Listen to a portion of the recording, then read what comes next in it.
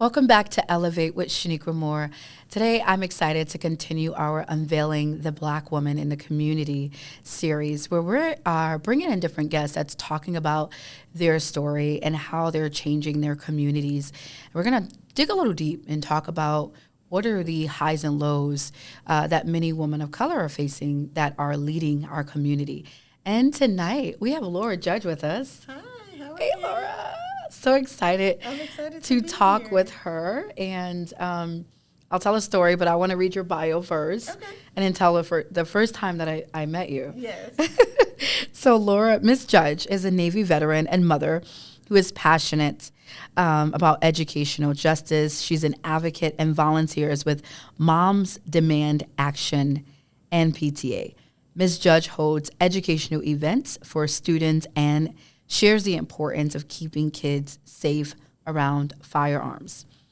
Ms. Judge comes from a family of educators and took a different path, becoming a scientist, getting degrees in bioscience research at Farmingdale State University, medical technology at Georgia Piedmont Technical College, and biomedical diagnostics, along with a Six Sigma Green Belts certification at Arizona State University. I did not know that about you.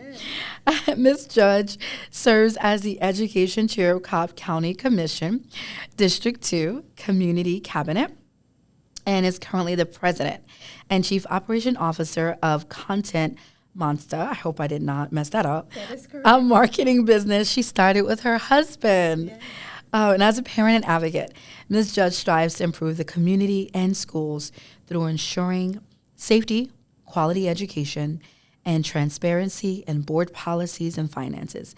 Ms. Judge is thrilled to run. Also, she's running for District 5 for board member. That's incredible. I just learned some new things about you, and I love. So I want to share the story of how I first met you. Yes. We were at a community board meeting, and you were very fierce. I remember you just being an advocate, and I was like, hey, who's that?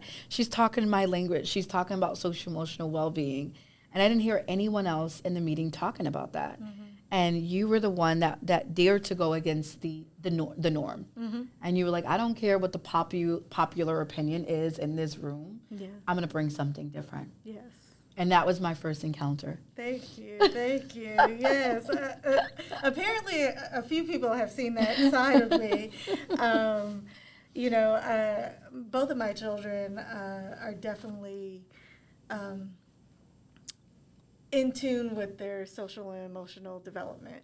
Yeah. Something about Gen Z and Gen Alpha. Oh, yes. And me, myself, being a millennial parent. Yes. I'm learning to get in tune with that as well, because we were not raised that way. No, we weren't. And so I've noticed that kids need adults in the room that advocate for them so that they can learn to advocate for themselves when they get to that point. And that's why I always speak up for them in that way. Yeah, it's incredible. And so, like, advocacy is, like, really who you are. Yes. And I wonder, like, where does that come from? So it actually comes from both my parents, and then as well as me becoming a mother. Yeah. So as I was growing up, my dad was involved in the school board where I went to school, making sure us kids had quality education and fair education. And then my mother worked in the schools that we went to, so it made it hard to be a pain for some of the teachers or to skip school because they were both there. Yeah. And then shortly, when I became a mother, after the 2016 election, my oldest child, my son, was 6 at the time, and he had a reaction to the presidential election that I wasn't expecting from him, because he was 6 years old, and we try to keep politics out of the house. Sure. And something that my dad used to tell me was that all politics is local. And my son is extremely literal, and he held me to it.